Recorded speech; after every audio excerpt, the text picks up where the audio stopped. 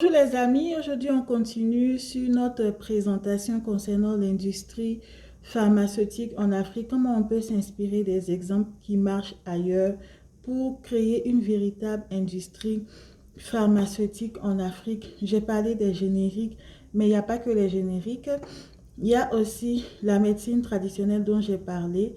Et l'OMS même s'est intéressée à la médecine traditionnelle, mais à la réglementation de cette médecine traditionnelle. Dans le cadre de mon stage au département de médecine traditionnelle à Bamako en 2011 pour mon mémoire de santé publique qui portait sur les problèmes de santé et le développement des systèmes de santé en Afrique. Et donc, mon mémoire portait sur la collaboration entre la médecine traditionnelle et la médecine conventionnelle. J'ai réfléchi à plusieurs problématiques, j'ai fait plusieurs propositions et j'ai eu une expérience pratique sur le terrain en termes d'adaptation de la médecine traditionnelle à la médecine conventionnelle dont je vous ai parlé dans mes vidéos précédentes. Donc, qu'est-ce qu'ils ont proposé? Qu'est-ce qu'ils ont déjà commencé à faire depuis 2011? C'est de mener de la recherche clinique sur les plantes médicinales après avoir fait des recherches phytochimiques pour voir les métaux lourds éventuels qui sont présents parce que ces plantes peuvent être dangereuses, pour essayer de mieux comprendre les principes actifs, pour détecter la toxicité éventuelle des plantes, comme je l'ai dit. Et aussi, on prend 90 patients pendant 3 mois.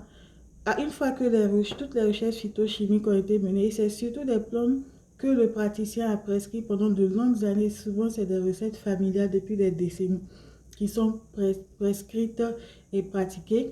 Donc, la recherche clinique en collaboration avec les médecins. C'est le sujet qui m'intéresse aujourd'hui, c'est-à-dire comment on peut créer des unités de médecine traditionnelle et complémentaire, c'est-à-dire des unités de collaboration, des centres de collaboration entre la médecine traditionnelle et la médecine moderne. Ça va permettre de documenter la recherche clinique. Donc, je reviens à une plante comme Artemisia annua qui a un potentiel anticancéreux. Quand je dis un potentiel anticancéreux, attention, on n'allait pas dire que moi, Aïcha Yatabari Tiro, j'ai dit que la plante Artemisia annua soigne le cancer. Je n'ai pas dit ça. Je dis qu'il y a un potentiel anticancéreux. Ça veut dire qu'on doit mener de la recherche en collaboration avec des laboratoires. Ça peut être la Malaisie, ça peut être l'Inde, ça peut être le Brésil, même les laboratoires européens. Il y a l'Allemagne, il y a la Suisse. Pourquoi pas la France? Donc, il y a l'Angleterre aussi qui a mené des recherches dont j'ai parlé dans le cas du vaccin contre le paludisme au Burkina Faso, le professeur Alidou Tinto. Donc, on doit chercher des partenaires pour mener des recherches cliniques. Mais avant tout, il faut créer des centres de collaboration entre la médecine traditionnelle et la médecine moderne. Ça fait partie des recommandations que j'ai faites dans mon mémoire. Et mon mémoire, je pense qu'il est disponible en ligne. Si je le retrouve, je vais mettre le lien.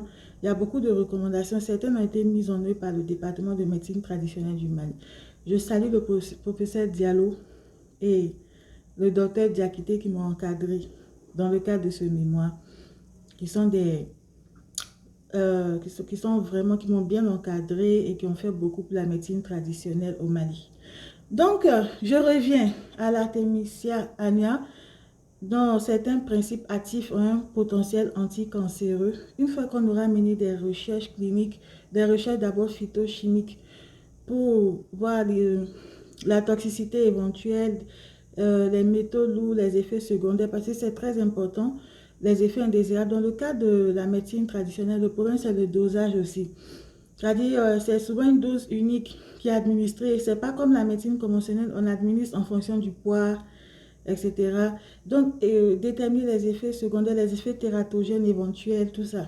Donc, c'est de longs processus en laboratoire d'abord. Ensuite, la recherche clinique, c'est très important. Encadré par les médecins, il faut pour cela des unités de collaboration entre la médecine traditionnelle et la médecine conventionnelle. Après cette étape de recherche clinique, de recherche en laboratoire. Donc voilà ce que j'avais à vous dire aujourd'hui. Je reviens sur mon site Mali Daba. J'ai créé aussi une page Facebook Mali Daba parce que c'est plus interactif. Sur Facebook, le site est là.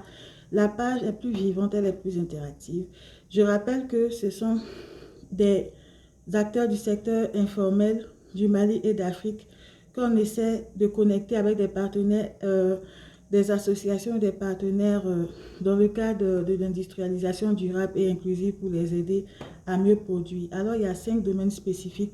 Il y a ceux qui sont dans le domaine des vêtements, dans le domaine des bijoux, dans le domaine de l'agroalimentaire, des plantes médicinales. La 5e, je vous dirai demain. Merci.